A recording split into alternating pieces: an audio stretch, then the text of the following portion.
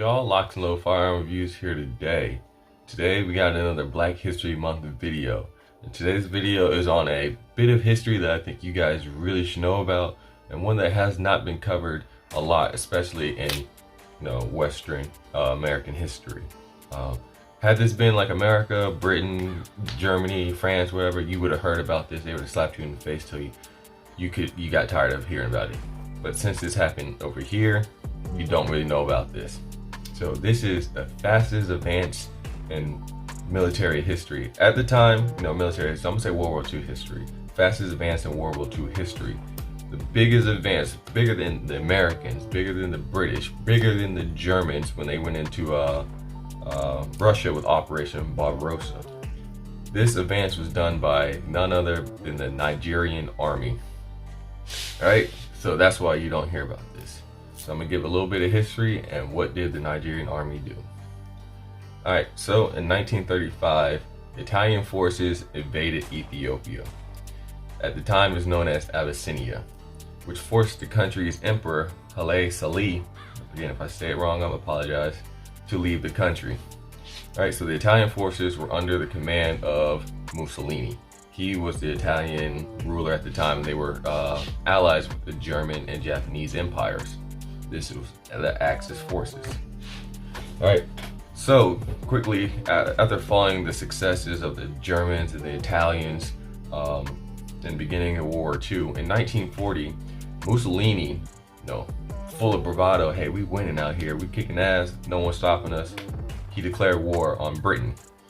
And at the time, with colonization, a lot of these African countries, they were under the British Commonwealth, So when Mussolini declared war on these, Britain being in Africa, that put those African countries, British Commonwealth countries, at risk.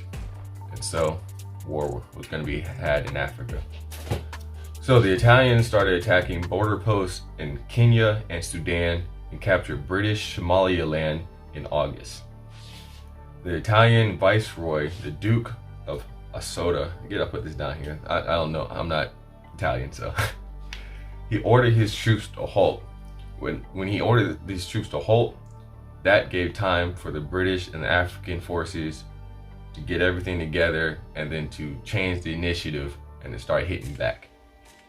Alright, so in 1940, battalions of the Royal West African Frontier Force was formed into the 1st West Africa Infantry Brigade. And this brigade served in the East Africa campaign and against the Italians and Germans in Burma. Alright, so the 1st African Infantry Brigade was created in 1940 as the 3rd Nigerian Brigade. And they fought in the East African campaign against forces of the Italian colonial empire in Kenya under the command of Brigadier General Gerald Smallwood. So at this time, since these are African countries under the British Commonwealth, the officers were not black. They had white officers, but the soldiers were black. So that's why you see Gerald Smallwood. That doesn't sound Nigerian because he's not. He's British. Alright, so later on it was renamed to the 23rd Nigerian Brigade and was attached to the 1st African Division. In February of 1941, the 23rd Nigerian Brigade took the Italian Somaliland capital of Mogadishu. Alright, and so in 1941, Lieutenant General William Platt led his forces into Sudan and Eritrea. Hopefully again I said it right. In 1941, the 23rd Nigerian Brigade took the capital of Mogadishu. So this is where the largest advance in World War II history happened. On March 10th in 1941, the Nigerian Brigade pulled off the fastest pursuit in military history at the time. They had advanced over 930 kilometers in just 10 days and took the city of Dagobor with some armored vehicles and 2 companies of the 2nd Nigerian Regiment. At the time, the advance happened so fast and so quickly that Italian forces and armored vehicles, they weren't even able to leave. It happened so fast that they were kind of stuck there wondering what the hell is going on, and they were taken prisoner and all the equipment was captured with it. All right, And at the same time, the Nigerians were advancing so fast and so quick that after they had taken the city of Dagobor, they had to stop because some of their forces were literally over 100 miles away from them. These guys had advanced so far and stretched out their supply line that one, they were now no longer in contact with their own forces, and two, they had no resupply. So which forced the Nigerian brigade to stop after they took the city of Dagobor so they can be caught up with their friendly forces and resupplied, and then they continued the push. Then in April, British troops entered the city of Addis Ababa. Again, sorry, I'm American. And Haile Salih returned in triumph on May 5th. The Duke of Asoda chose to fight on and led his men into the mountains. Again, I'll put the name down here on the Eritrean border. They held out here for a further 2 weeks before they surrendered. The last Italian troops in East Africa were defeated at the Battle of Gondar. Again, sorry, not.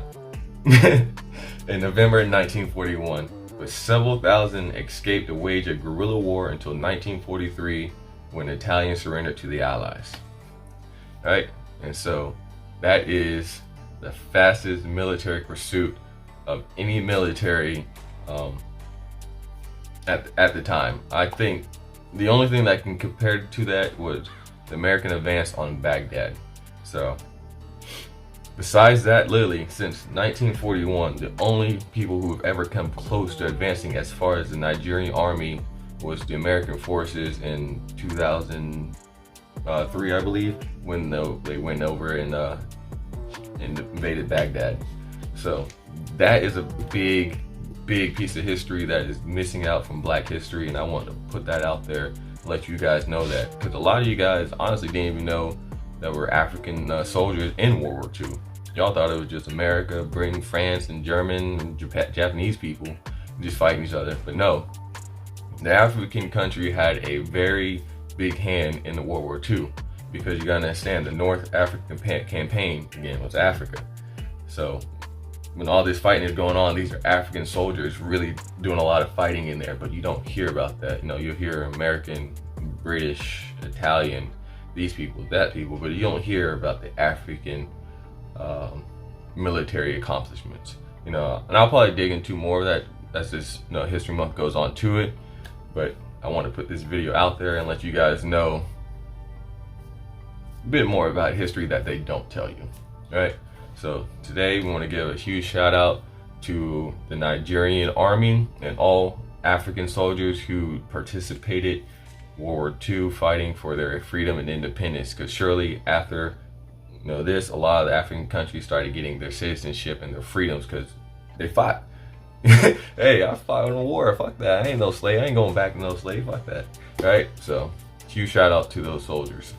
Alright, so again, as I always do, like, comment, subscribe, share the video, because YouTube ain't gonna share this shit. Right, so on top of that, I said like, comment, subscribe. If you want to support the channel, LocsNLoadFirearms.com. If you want to support Uganda, UgandaNation.com. Oh yeah, get the patches, guys. We're almost halfway sold out with the patches. Like, these things are going like hotcakes. So you guys sitting on there, I don't know if I want to. Their patches is gonna be gone by the time you really bring yourself around to buying one, because these things are going quick. If you want a firearm class by me, LocsNLoad Firearm Instruction, consultation service where you ask me questions, tactical questions, all that. And join Patreon, guns, gear, ammo, all kind of shit. $1 a month and you can get access to all that. Top of that, guys, know your history, stay dangerous, LocsNLoad out.